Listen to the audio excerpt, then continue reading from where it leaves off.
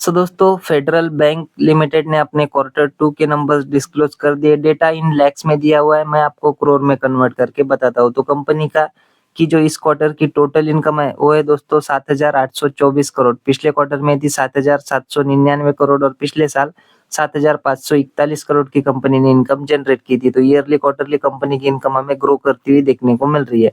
Interest income की बात करें तो इस क्वार्टर की देखने को मिल रही है 6,742 करोड़। पिछले क्वार्टर में 6,686 करोड़ थी और पिछले साल 6,577 करोड़ की कंपनी ने इंटरेस्ट इनकम अर्न की थी।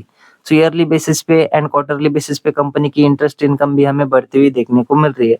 बात करें कंपनी के खर्चों की तो कंपनी ने इस क्वार्टर में 6,180 करोड़ के खर्चे किए, जबकि पिछले क्वार्टर में 6,243 करोड़ के खर्चे किए थे और पिछले साल 5,975 करोड़ के खर्चे कंपनी ने किए थे। तो ईयरली खर्चे बढ़े हैं एंड क्वार्टरली खर्चे हमें कम होते हुए देखने को मिल रहे हैं।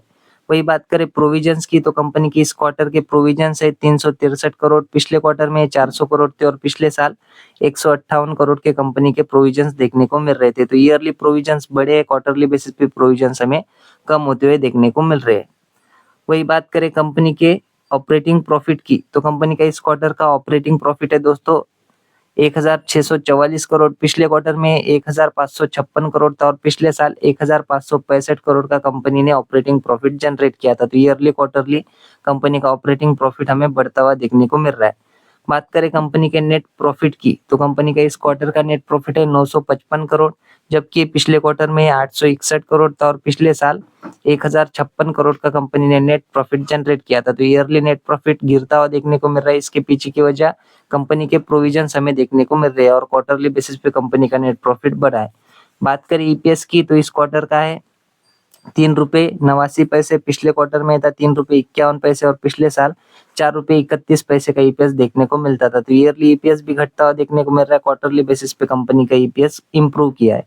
बात करें कंपनी के एनपीएस की तो कंपनी की इस क्वार्टर के नेट एनपीएस है 0.48। पिछले क्वार्टर में भी सेम 0.48 देखने को मिल रहे थे और पिछले साल 0.57 के एनपीएस देखने को मिलते थे। तो ईयरली कंपनी की एनपीएस कम हुए, क्वार्टरली बेसिस पे एनपीएस हमें सेम ही देखने को मिल रहे हैं।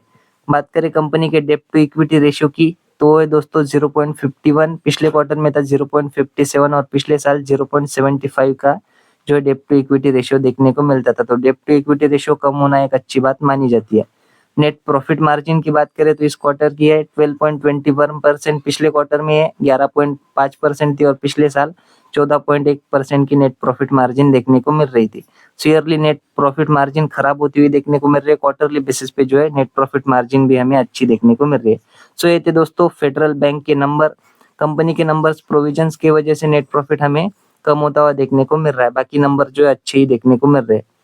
सो वीडियो अगर अच्छी लगी हो तो चैनल को सब्सक्राइब कर देना। धन्यवाद।